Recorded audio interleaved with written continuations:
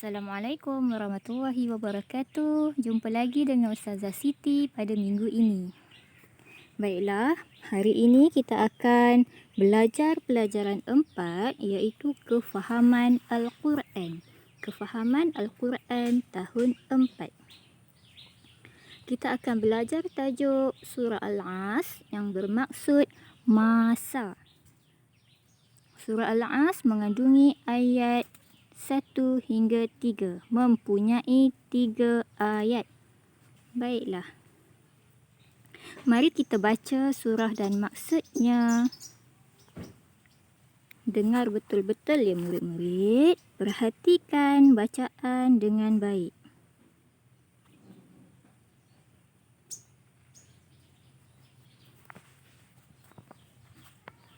Bismillahirrahmanirrahim. Wal-'ashr innal insana lafi khusr illa alladhina amanu wa 'amilus salihati wa tawasaw bil haqqi wa tawasaw bis sabr. Okey. Mari kita lihat setiap ayat maksudnya. Yang pertama, maksudnya ialah demi masa. Demi masa. Yang kedua, sesungguhnya manusia itu dalam kerugian.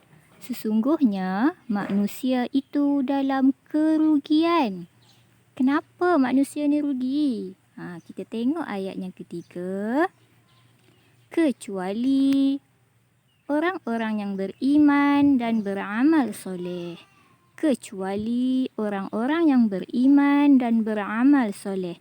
Mereka pula berpesan-pesan dengan kesabaran. Okey, ayat kedua.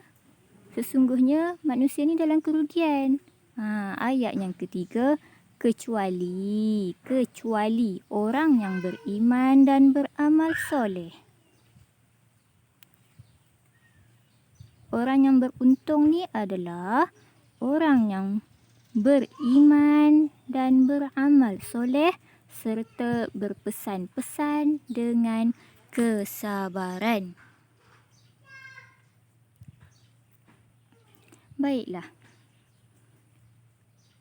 Kita tengok pula kepada tema umum surah Al-As. Al-As bermaksud masa. Al-As bermaksud masa. Temanya ialah Allah Ta'ala telah bersumpah dengan masa.